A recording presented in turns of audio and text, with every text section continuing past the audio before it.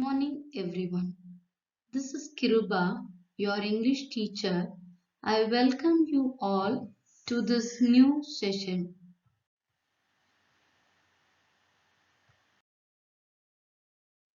Today, I will be explaining you the poem The Road Not Taken. Before that, I request you all to take your English reader book, open page number 15, Unit 1, the poem The Road Not Taken. The Road Not Taken is a poem by Robert Frost, published in 1916 as the first poem in the collection of Mountain Interval. First, let us discuss about the author. His full name is Robert Lee Frost. Robert Lee Frost was an American poet noted for his realistic descriptions of life. He was born in the year 1874 in San Francisco, USA, and he died in 1963 in Boston, USA. Frost received 4 Pulitzer Prizes for poetry. The Pulitzer Prize is an award for achievements in newspaper, magazine, and online journalism, literature, and musical composition in the United States. He was one of the most popular and respected poets of the 20th century. Some of his famous works are Mending Wall, Stopping by Woods on a Snowy Evening, West Running Brook, After Apple Picking, etc. First, let us discuss about the heading of the poem, The Road Not Taken. In the poem, The Road Not Taken, the road symbolizes our life. The poet says that the path that we don't choose in our life is the road not taken. He describes his feelings about the choice that he had left in the past. The path which we have chosen decides our future and destination. The poet says that he was faced with the option of 2 paths in the woods.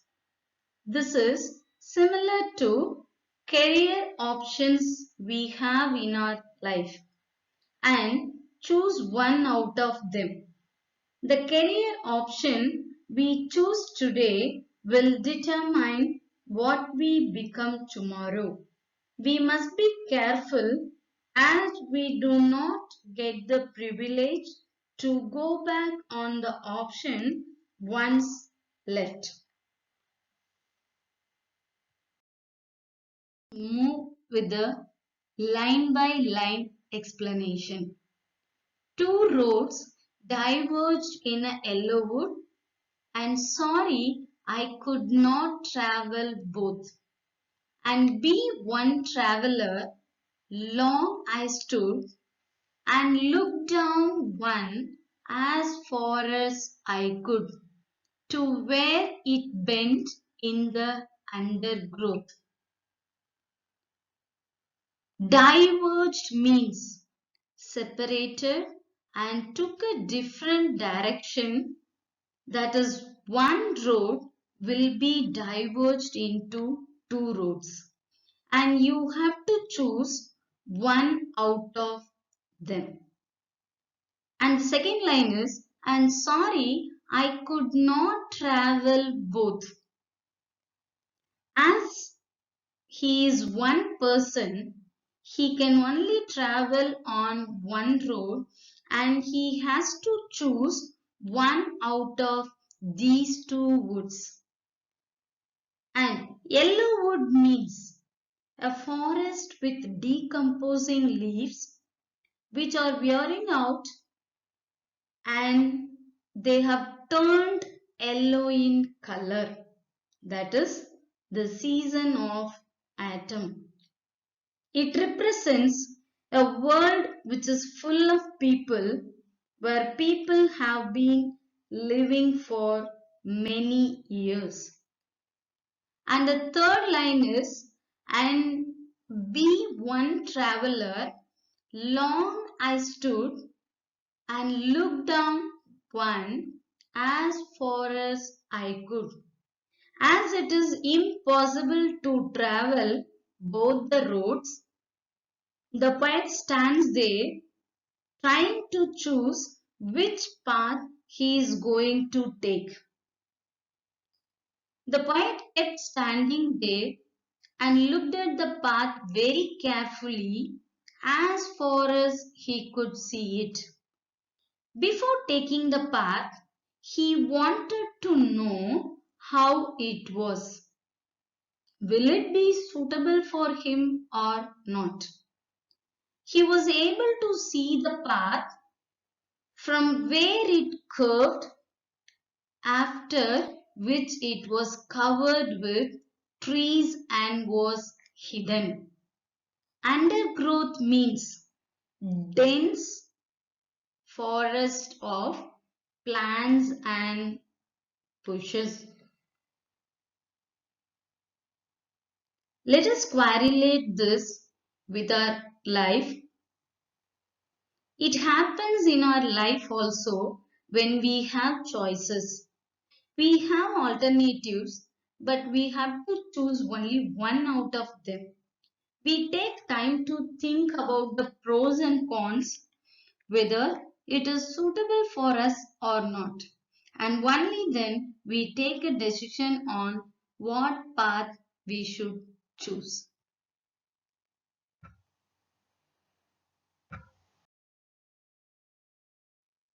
Again, here meaning is given.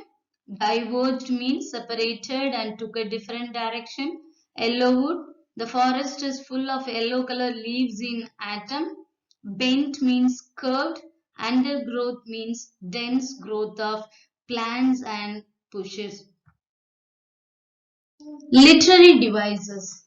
Throughout the poem, the rhyme scheme is A B A A B. Imagery. Now, we should know what is imagery.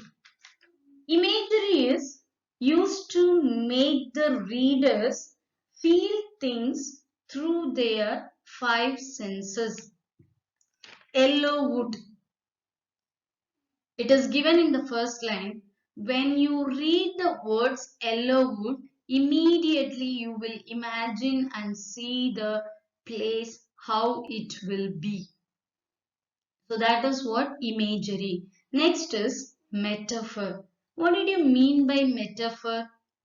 Comparison of two things without using the word as and like. Even in the first line and also in the heading of the poem, we can able to see the word road. Actually, here road is compared to our life. Anaphora. We should know what is anaphora. Anaphora is the repetition of a certain word or phrase at the beginning of successive lines of writing or speech. A particular word or phrase in the beginning of each line. If it is repeated, that is called anaphora.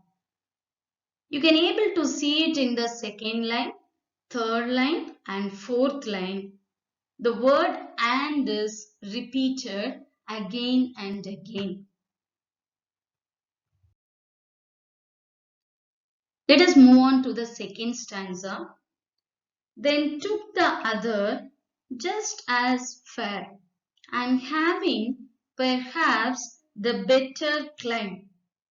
because it was grassy and wanted wear. Though as for that the passing day had owned them really about the same. Fair. What did you mean by fair? As good as the other one. Wanted wear means had not been used.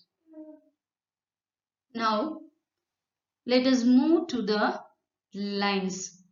Then took the other just as fair, and having perhaps the better claim. What do you mean by claim? It is better option. The poet kept on looking at one path for a long time to check if it is the right path for him or not. And then he decided and started walking on another path because he felt that the both paths were equally good. He says just as fair. What do you mean by just as fair? He felt that both paths were equally good and started walking on one of them. And the third line is because it was grassy and unwanted wear, though as for the passing there. So what did you mean? Why did he choose that path? Actually, he adds that maybe he felt that path was better for him, so he chose that path because it had grass on it, which means it was unused. Not many people had walked on this path earlier, that is why this path was grassy. And wanted wear means that it was not walked over by many people. After he walked on the path for some distance, he realized that both the paths had been worn out the same way. Both the paths were similar and worn out. Let us correlate with this in our life. In our life, we take any path or option, but all of them will have the same benefits, disadvantages, problems, challenges. But we have to face everything. Devices in the second stanza. Simile. What did you mean by simile? Here, comparison of two things using the word as and like. The poet has used in the first line of the second stanza just as fair. Here he is comparing both the roads are equally good. And the second one is alliteration. What did you mean by alliteration? It is a series of words which start with the same sound. I have given only one example here, but you can find out many words. One, third stanza, and both that morning equally lay in leaves no step had trodden black. Oh, I kept the first for another day, yet knowing how way leads on to way. I doubted if I should ever come back. Trodden. What do you mean by trodden? Walk over. Lay. Covered. And both that morning equally lay. In leaves, no step had trodden black. It means he says that both the paths were similar that morning. Both had leaves on them and no one had stepped on them, as they were still green in color.